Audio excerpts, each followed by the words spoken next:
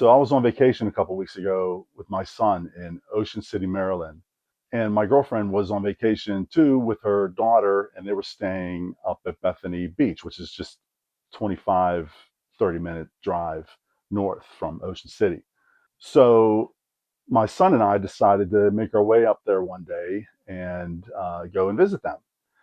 So we were driving, and off to the right of the coastal highway that we were driving on, the ocean was to our right. But between us and the ocean, there's trees and some woods, and you couldn't really see the ocean. So we're driving, and all of a sudden, I see this uh, tower or a lighthouse. I wasn't sure what it was above the trees, and we're passing it. And I said to my son, I said, "What is that right there?" And he looked. He didn't know what it was either. It's very bizarre, and there was no place to really pull off there because I wanted to check it out. I had no idea what this. It looked like it was kind of abandoned and in the middle of nowhere. So we went a little ways down the road and turned right onto like a residential street, and we went up that way. And there was a bunch of beach houses up there, and they had all these streets in this little plan here had access to the beach. They had beach access. So we parked, and I made sure that we were legally parked, and then we went onto the beach. And my son, he's into metal detecting. We had done some metal detecting in Ocean City, and he brought his stuff along in the car just in case. So he brought his metal detector. I said, well, let's get on to the beach and we'll walk up that way, and see if we can get a better view, whatever this thing is. So we're walking up there, and he's doing some metal detecting as we're going, having fun. That's his thing. And so we're walking, and then I see it in the distance. Here, watch this video.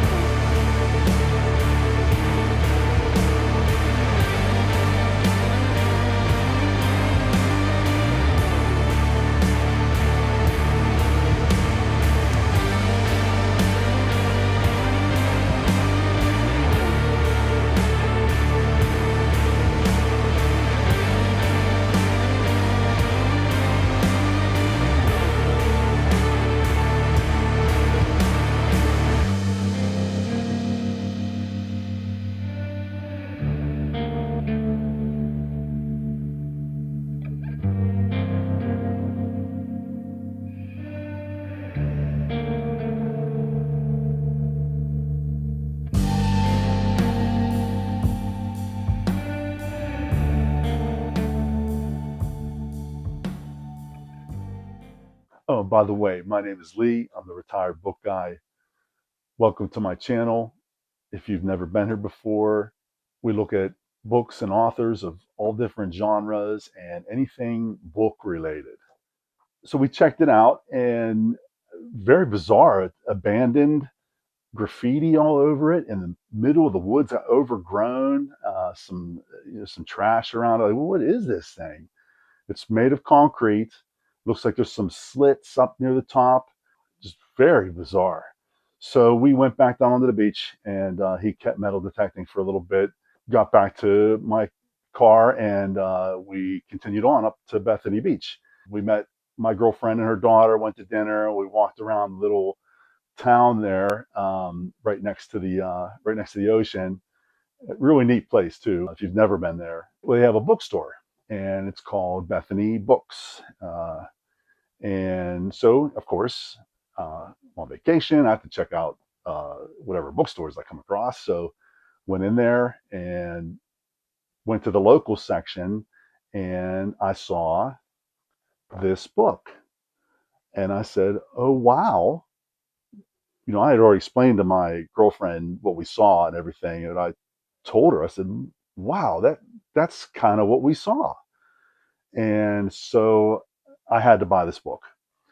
It's called Delaware's Ghost Towers. The Coast Artillery's Forgotten Last Stand During the Darkest Days of World War II by William C. Grayson. And it's a signed copy too, so it made a little bonus. It's signed right here by Mr. Grayson, which is pretty cool. So, I thumbed through it a little bit, and I realized these were fire observation towers set up for coastal defense during World War II. So, we kept looking around. I put the book in the bag, and when my son and I got back to our room later that night, I started thumbing through it and looked up some things on the internet too. Did a little research, and just some forgotten history. Um, okay, actually, what I'm going to do is I'm going to read a little bit of the preface that Mr. Grayson wrote. Delaware's Atlantic coast from Cape Henlopen to Fenwick Island, which is where we saw the tower, Fenwick Island, South Bethany Beach, right there, offers its string of quiet resorts that draw great numbers of vacationers from Washington and nearby eastern states, paralleling the shore. State Route 1 is the only north-south highway connecting all of Delaware's ocean resort towns and unavoidably exposes travelers to a stand of mysterious towers that evoke questions about them and unfortunately have given rise to tenacious myths born of guesswork. So I guess there were all kind of stories about these towers, what they were meant for, which is kind of cool. But okay, so he goes on. As a frequent visitor to the area, I am among those who wondered about the towers for years and was frustrated by the dearth of available information about them. Confronted by that challenging vacuum and the wish that somebody, and he put in quotes, somebody, ought to research and publish the historical details, I succumbed to the same lures that led me earlier to be the quote unquote somebody who wrote the history of an obscure super secret site in England. So he's referring to one of his earlier books. Okay, I'm going to leave it at that. So, from reading this book, I figured out that we were at tower number one. That was the tower that my son and I investigated. I'll put up a picture here so you can see. This is tower one and its statistics. It's 37 feet high, total height 49 feet above sea level. It can view out to 8.2 statute miles. It's the southernmost of these towers. Okay, and there's 11 towers on the Delaware shore, and across the Delaware Bay, there's four more in New Jersey off Cape May. And from reading the book, I found out that these towers were the eyes for Fort Miles, which was built right around the time World War II broke out. I think it was started before we actually got into the war because it looked more and more likely that we were going to get involved. So it was started, and then the towers were built after the fort was completed. Then the towers were built. And the purpose of the towers was to give bearings. They used azimuth telescopes to visually see targets, enemy ships, out at sea, and they would transmit those coordinates to the fort. And there was a battery of artillery there, and it was a mix of artillery there. I think the book says that there were 40 pieces of artillery at the fort, or within a very short distance of the fort. In fact, Tower One, which we were at, gave the coordinates for two, 16-inch guns. which are huge guns. And So Tower One was pretty important. And there were a total of 40 guns at Fort Miles, and they varied from 16-inch guns, which were huge. That's the kind that they had on battleships. 12-inch guns, 8-inch guns, and 6-inch guns. So there was a total of 40 pieces of artillery. Luckily, these guns were never fired in anger during the war, which is good, obviously. But they were there, and I had no idea that we had these coastal defenses, that they were built, they were manned by the Army and National Guard. And it wasn't just Delaware that had them either. They had them, coastal defenses, here, up in New England. They had them down south, Florida. They had them on the West Coast. They even had them in the Caribbean. They had batteries of guns and lookouts for enemy ships, because during World War II, U-boats were on the prowl from Germany, and there was the threat that they could invade. Even nobody knew what was going to happen when war was declared. And on the West Coast, the Japanese, obviously, they attacked Pearl Harbor. Everybody knew what their capabilities were. They had a very, very good Navy. And in fact, shortly after Pearl Harbor, Oregon and California, they actually launched uh, artillery at installations in those states. So coastal defenses were on high alert. Everything kind of kicked into gear, and these towers were built. A lot of men were sent to Fort Miles. I think they had 2,500 men at the peak of the war. And like I said, luckily, no shots were ever fired in anger, but nobody knew what was going to happen. So, and these men did their jobs. They deserve all the credit in the world for being there and being ready to defend us should it come to that. And those U-boats that were patrolling off of the American coast, they sank 18 ships in the area, pretty close to the Delaware Bay, in fact. So, yeah, nobody knew what was going to happen, and these guys who were at these towers and at Fort Miles deserve all the credit in the world. Now, and just looking through this book a little bit, real quick, uh, there's the preface, which I just read from. Chapter one is the pre-Pearl Harbor strategic world setting, where he kind of lays out, what's the condition of our coastal defenses, prior to World War II. They were woefully insufficient. I'll just put it that way. And Okay, then chapter two, an anxious defense outlook. Chapter three, enemy threats and Fort Miles capabilities. And then underneath that, coastal cannoneers, mines.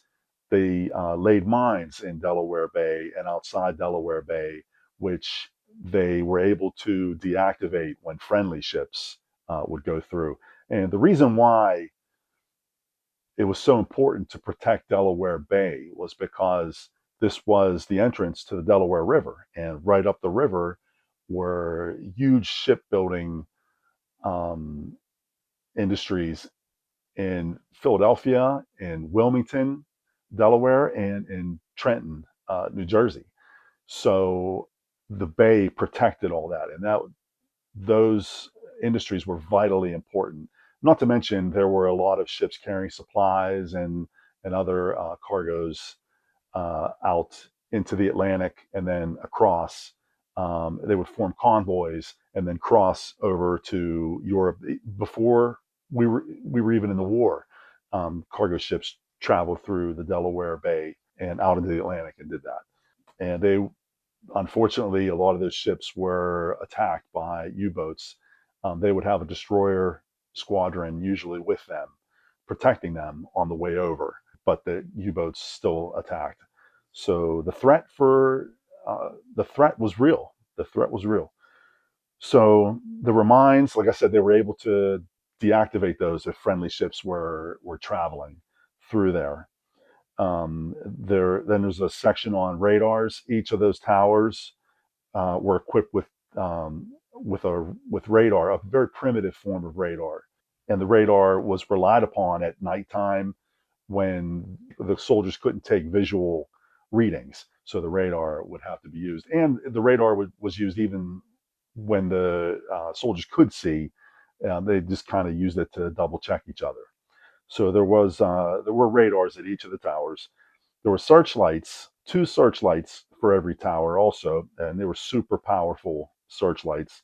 Then chapter 4 is the Cannoneers Operational Challenge, where he gives an overview of how artillery works, how the coordinates are figured out, and this is relayed to the battery of artillery, and they fire. And it was fascinating to read it and see some charts and some graphs that explained. It was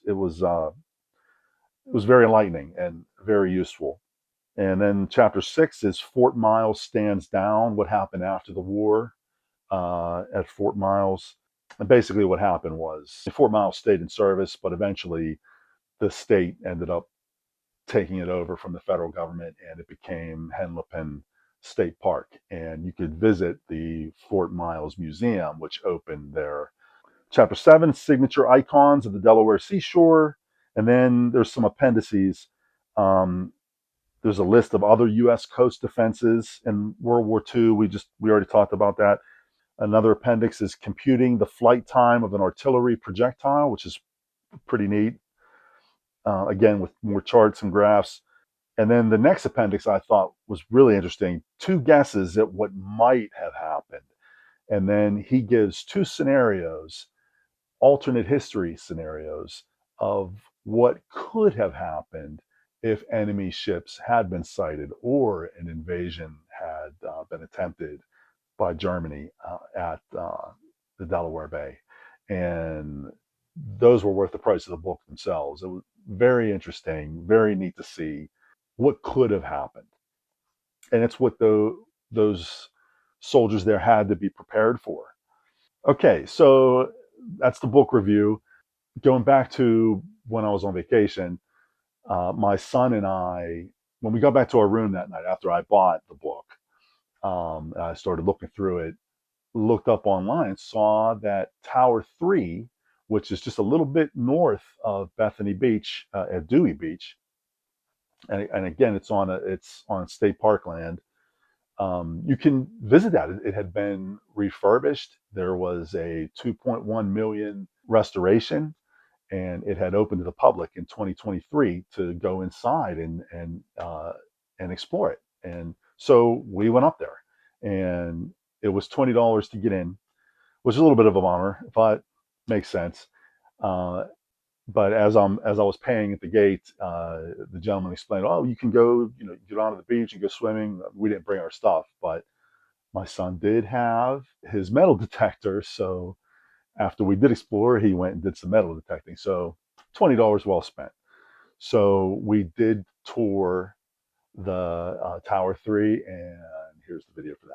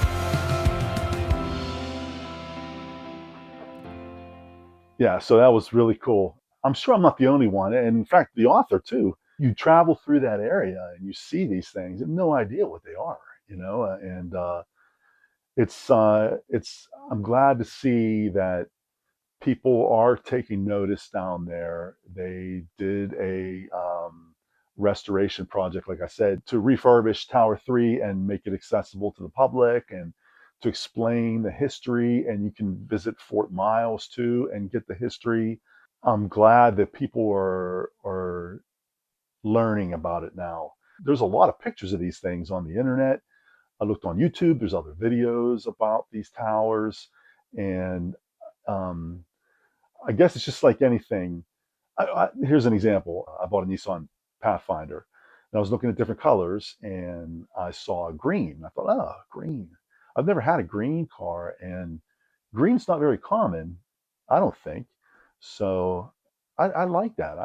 So I went with green. I got green, and of course, after I bought it, I started seeing green vehicles everywhere. Like what? So when it came to my attention, when I started paying attention to it, basically, then I started seeing other green cars. It's the same thing with these towers, probably. If it's brought to people's attention, then they'll be more curious, then they'll learn, then they'll see them for what they are. In fact, when I was searching online, some paintings came up, paintings of these towers, and here I'll show them to you now. And these paintings are by an artist named Tony McKee, and I'll put a link to Tony's website in the description. And he's a local artist from down in that area, and these are beautiful paintings. And in fact, I reached out to Mr. McKee and told him I was going to use it. I would like to use these paintings for my video, and he was excited about it and gave me permission.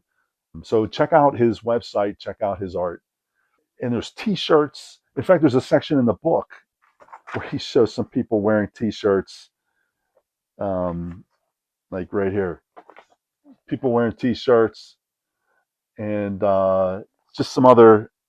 It's on the back of a sweatshirt. There's another an artist rendering here. It's magazine covers. So the history is getting out there. I hope it becomes more and more prevalent because I think it's an important part of our history. I'd encourage everybody to look into your local history. You'd be surprised at what you might find out right where you live. The history that might be right, literally under your feet. You don't have to travel maybe to go and explore history. You can start right in your community and check that out. And there's probably some local authors who have written some books. I encourage you to check those out too. So I hope you enjoyed this video. I had a great time on vacation with my son in Ocean City and in Bethany Beach. Please give me a like and subscribe. I would really appreciate it. And I'll see you next time.